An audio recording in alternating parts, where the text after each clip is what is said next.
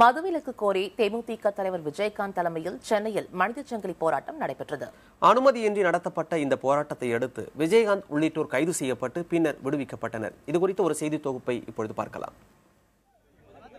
மதுவிலக்கை அமல்படுத்த கோரி கோயம்பேடு முதல் கோட்டை வரை நேற்று மனித சங்கிலி போராட்டத்திற்கு தேமுதிக அழைப்பு விடுத்திருந்தது. இதன்படி நேற்று மாலை 4 மணியளவில் சென்னை கோயம்பேட்டில் தேமுதிக தலைவர் விஜயகாந்த் தலைமையில் மனித சங்கிலி போராட்டம் தொடங்கியது. அரெஸ்ட் பண்றேங்கறாங்க காவல்துறை, என்ன அரெஸ்ட் பண்றேங்கறாங்க. இப்போ அரெஸ்ட் பண்ணிட்டு அடுத்த கட்டமா போராட்டம் எப்படி சார் இருக்கும்? அடுத்த கட்ட இனிமேதான் அறிவிக்க முடியும். என்ன வெளியே விடுறாங்களா இல்ல உள்ள வச்சு உதைக்கிறாங்களா இனிமேதான் பார்க்கணும். போராட்டத்திற்கு காவல்துறையின் அனுமதி பெறப்படாததை அடுத்து விஜயகாந்த் உள்ளிட்ட 200க்கும் அதிகமானவர்களை போலீசார் கைது செய்தனர். விஜயகாந்த் அழைத்துச் செல்லப்பட்ட பேருந்தை தேமுதிகவினர் கோயம்பேடு மெட்ரோ ரயில் நிலையம் அருகே மறித்தனர்.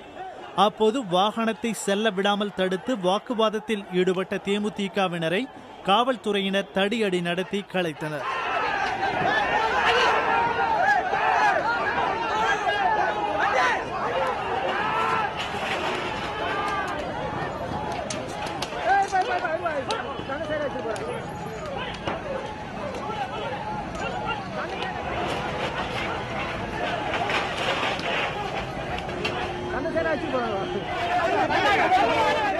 சென்னை சென்ட்ரல் ரயில் நிலையம் அருகே தேமுதிகவினர் மனித சங்கிலி அமைத்தனர்.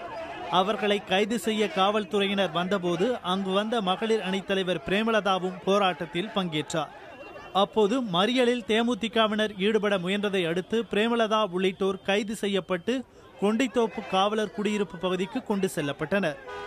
ஆளுங்கட்சி கிட்ட தான் நாங்க முதல்ல கேட்டோம், அப்புறம் நீதிமன்றத்துக்கிட்ட கேட்டோம். எங்களுக்கு நிச்சயமாக எந்த ஒரு பதிலும் கிடைக்கல. ஆனா இன்னைக்கு 4 மணில இருந்து 5 மணி வரைக்கும் ஆர்ப்பாட்டம் அறிவிச்சாச்சு, எல்லாரும் கூடியாச்சு. இது வரைக்கும் நீதிமன்றமும் ஒன்னும் சொல்ல மாட்டேங்கிறாங்க, ஆளுங்கட்சியும் எங்களுக்கு ஒன்னும் சொல்லலைங்கிறப்ப நாங்க என்ன செய்ய முடியும்? ஏன் தேமுதிகக்கு மட்டும் அனுமதி மறுக்கிறாங்க என்பது எங்களுக்கு தெரியல. இதேபோல் சேத்துப்பட்டு மற்றும் தீவுத்திடல் பகுதிகளிலும் மேலும் ஒரு சில இடங்களிலும் தேமுதிகவினர் மனித சங்கிலி போராட்டத்தில் ஈடுபட்டு கைதாகினர். இந்த போராட்டங்களின் போது அண்ணா வளைவு பகுதியில் அரசு பேருந்து ஒன்றின் கண்ணாடி உடைக்கப்பட்டது. பின்னர் இரவு 8 மணி அளவில் விஜயகாந்த் உள்ளிட்டோரை காவல்துறையினர் விடுதலை செய்தனர்.